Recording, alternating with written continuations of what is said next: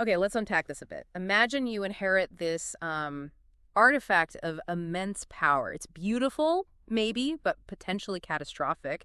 And you've just barely escaped this dimension of, like, howling winds and madness. What do you even do with it? Right. And maybe more importantly, how do you even move something like that? Yeah. Especially when the stakes are, well, literally mountain-sized. Yeah, how does a diverse group of adventurers handle the ultimate delivery challenge? Especially when their guide is gone and they're kind of stranded. Welcome to the deep dive. This is where we take source material, like adventure logs or historical accounts, and really dig into the important details for you. Today, we're diving into the, let's say, extraordinary journey of a group of adventurers. They're tasked with delivering a highly volatile, magical artifact. We're going to explore their resourceful, sometimes funny, and often dangerous trek to transport this thing called the Mirror of Dimensions from a remote cave all the way back to civilization. And we'll look at, the dangers involved, the quirks of the team itself. We're mainly focusing on the account called Returning the Mirror to Butte. So our mission, basically, is to unpack all of that. The transport problems, the unexpected dangers that popped up, and how this, let's be honest, pretty mismatched group handled hauling this massive, potentially catastrophic artifact.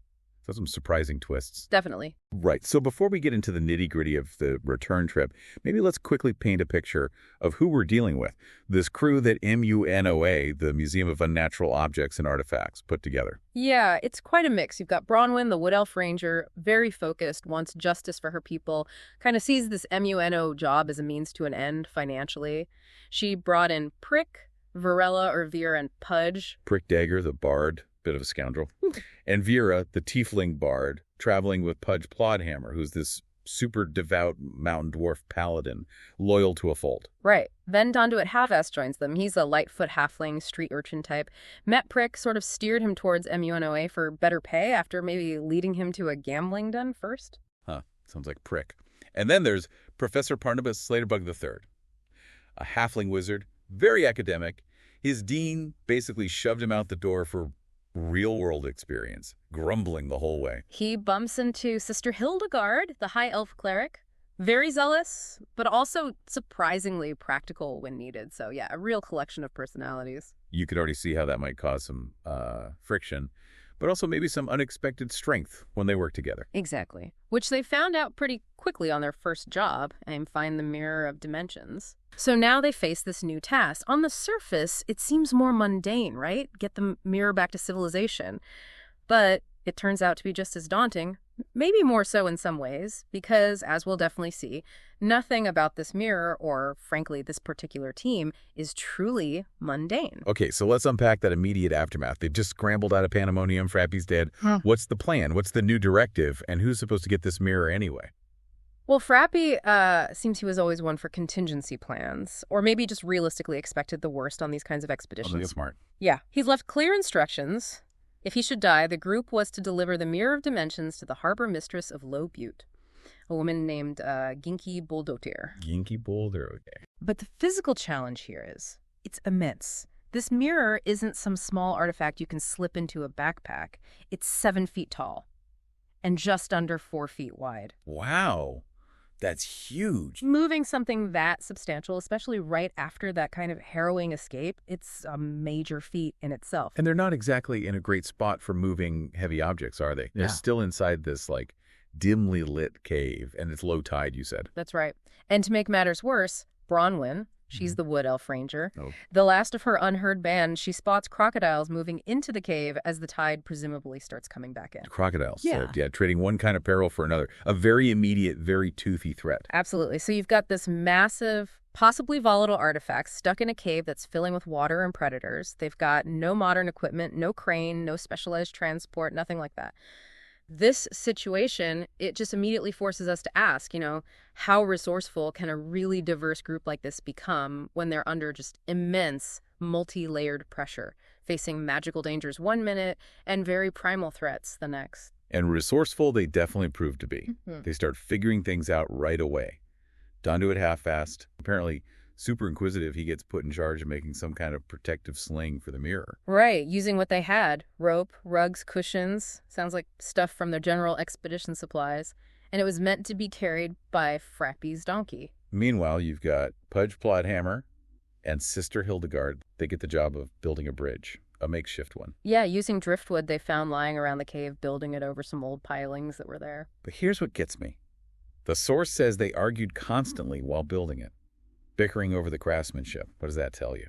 Teamwork under pressure isn't always smooth sailing, huh? Oh, not at all. And that's a fantastic observation. It really speaks volumes about their individual, maybe deeply ingrained values, right? Even under that kind of stress. Pudge, being a dwarf paladin, probably values strength, durability, things being solid. Sister Hildegard, as a high elf nun, might be focused more on precision, maybe a kind of divine order or elegance in the construction. That makes sense. So yeah, they bickered. But despite that, their efforts still resulted in a functional bridge. Maybe unrefined, as the source puts it, but it worked. It's actually a powerful example of how sometimes that kind of productive tension, if you channel it right, can still lead to a practical outcome, even if it grates on everyone's nerves. Yeah, good enough sometimes has to be the goal, especially when crocodiles are moving in. Exactly. Survival trumps perfectionism. So while the bridge and sling are getting made, which took nearly 3 hours, by the way, what's everyone else doing? Well, Vera and Prick Dagger, they actually take up practicing music together. A bit surreal, maybe. Or maybe just coping, keeping spirits up. Could be. And Bronwyn, she's ever the vigilant one, just maintains a constant watch for those crocodiles, making sure that immediate threat is kept in check. Okay, but not everyone's like physically building or watching. What about Professor Parnabus Slaterbug III? The source says he retreats back into the keep area, finds a quiet spot, and starts reading this magical mirror book he has, muttering to himself, trying to figure out more about this artifact they're stuck with. Then he finds something big. Oh, yeah. This is maybe the most crucial discovery in this whole section. While he's reading, the professor uncovers this critical, frankly terrifying flaw in the mirror of dimensions. Okay. It turns out that every single time the mirror is used, it causes these astral energies to sort of tighten around it, building up immense tension. And if that tension gets accidentally released, say, if the mirror gets damaged, the professor deciphers that the resulting explosion could be powerful enough to blow an entire mountain up. An entire mountain. Okay, that changes things. Yeah. Dramatically. Doesn't it just, this isn't just about moving a heavy, awkward object anymore. It's basically like transporting a live bomb, a potentially mountain-destroying bomb. So the professor, he must tell someone immediately, right? Who does he tell? He immediately informs Donduit, who's right there, you know, fiddling with cushions and ropes, getting the sling ready for this now terrifyingly fragile artifact. He tells him about this catastrophic potential if the mirror gets damaged. Wow. How does that change how they handle things? I mean, that's terrifying knowledge to suddenly have dropped on you. Well, it completely shifts their entire paradigm, doesn't it? The stakes just went from don't get eaten by crocodiles to don't accidentally obliterate the landscape. No. Every single step, every bump in the road carries this, like, existential weight. It really emphasizes the profound responsibility that adventurers like these sometimes stumble into. They're not just treasure hunters, they're suddenly accidental custodians of potentially world-ending power. You can see why Vera and the professor later use magic to steady the mirror. That makes perfect sense now. Exactly. It demands a completely new level of caution, of coordination. Okay, so around this time, while the professor is dropping bombshells, almost literally, Vera and Bronwyn go outside the cave to check on Frappy's donkey. That's right. They find him just happily munching grass under a tree, completely oblivious, but then getting him to actually cross their new, slightly argumentative bridge and come into the keep, that's another story. Let me guess, he's stubborn. Very. Vera tries coaxing him, but nope. It's only when Bronwyn offers the donkey some of her own rations that he finally decides to get up and move. Food motivation works again. And this is the donkey they end up calling Dilbert. That's the one. Affectionately named Dilbert. It's a small moment, but yeah, it highlights how sometimes the simplest solution, a ranger's rations for a stubborn donkey, is the key, even in a world full of magic mirrors and monsters. And just when you think maybe, just maybe, they're getting a handle on things, dealing with the mirror's danger, coaxing the donkey, something else happens, something completely unexpected. Yes, the chair. The chair. So Donduit is gathering cushions for the mirror's sling, right? He grabs one from a chair in the room, feels something. Tacky or sticky, it says. Yeah, and then suddenly he gets nicked, feels a trickle of blood. He looks down to see what caught him. And the chair has teeth. Sharp teeth under the cushion, as the source puts it. It's an adolescent chair mimic. Oh, man, a mimic is sitting there looking like a chair. That's nasty. And the battle kicks off immediately. Vera, thankfully, is quick on the uptake. She identifies it as a mimic right away and warns everyone it's immune to acid damage. Smart thinking. So how does the fight go down? It sounds chaotic. It really is. A flurry of action. Pudge and Bronwyn land these heavy blows initially, but the mimic just shrugs them off, shows how tough those things can be. Right. Then the professor gets involved, casts magic missiles, hits it with 3 radiant beams, and the source says it actually howls from that. So magic works. Seems like it. But the mimic retaliates, bites onto it with those sharp teeth. Then Sister Hildegard casts a blessing from her deity, Yondala, empowering Dondorit, Bronwyn, and Vera. And Prick, the other bard, what's he doing? Prick, ever the practical scoundrel, he focuses on getting Dilbert the donkey safely out of harm's way, pulls him back while apparently whistling some kind of blade warding tune. Resourceful. Interesting. The professor casts another spell. It's a simple cantrip, prestidigitation, to make Dondoit suddenly taste incredibly sour to the mimic. Huh. That's brilliant. Make the meal unappetizing. It makes the mimic hesitate, recoil for just a second. And then ultimately it's Vera who finishes it. She finds a weakness in its scales, manages to pin its jaws with her rapier, and puts the beast down. Wow. That was a close call, especially for Dondoit. But beyond just being a surprise monster fight, what does this mimic incident really show us about the group? Well, I think it's a fantastic illustration of, emergent strategy and the sheer power of having diverse skill sets in a group like this. How so? Think about it. They didn't have a plan for, what if a chair tries to eat us? Nobody does. But Vera's quick identification, Pudge and Bronwyn's muscle up front, the professor's ranged magic, Hildegard's divine support, Prick's quick thinking to protect their transport. Right, they all contributed differently. Exactly. Their combined strengths allowed for this fluid, adaptive response to something totally unforeseen. It highlights that resourcefulness isn't just about building a bridge from driftwood. It's about leveraging everyone's abilities against sudden, unexpected threats. And it really underscores how dangerous their world is, right? Even mundane objects can be lethal. Constant vigilance required. Absolutely. Never trust furniture in a dungeon, or apparently a seaside keep. Okay, so the mimic is dealt with. Everyone takes a breath, presumably. Then they finally load the mirror onto Dilbert, who is now officially Dilbert, the brave donkey who survived a mimic attack. And Vera and the professor, mindful of the whole mountain exploding issue, use magic to help steady the mirror, get it balanced evenly on Dilbert's back. But the journey isn't quite smooth sailing yet, is it? Dilbert causes more trouble. He does. Even with the magic steadying it, Dilbert gets reluctant again, stops dead, halfway across that makeshift driftwood bridge they built. Oh, come on, Dilbert. What now? Seems he was startled by the crocodiles. Bronwyn notices they've gathered right under the pilings of the bridge. Maybe he saw them. Maybe he just sensed the danger. So let me guess. More rations. You got it. Once again, it's Bronwyn's precious rations that coax Dilbert to keep moving, gets him across the bridge and finally out of the cave. It's this simple, recurring pattern, isn't it? Persistence and snacks overcome obstacles. Huh. Okay, so they're finally out of the cave, and then begins the long walk home to Low Butte. It's early afternoon when they leave, you said. They figure it's about early afternoon, yeah. And what should maybe have been a relatively short trip turns into this really torturous journey, especially for the professor. Why torturous for him specifically? Because he has to maintain that magical concentration, that spell, to keep the mirror steady for the entire walk, which ends up being over 4 hours long. Oof, yeah, that sounds exhausting, holding the spell that long while walking. Definitely. They finally arrive back at the town of Butte just as the sun is setting. A long, stressful trek. And who do they meet when they get there?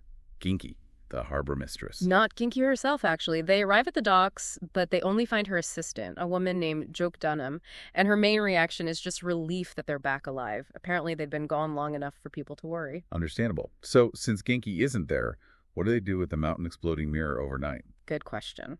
They decide the safest bet is to secure it for the night at the Frothy Seas Inn, which is actually the very tavern where many of them had originally met up for the expedition. Full circle?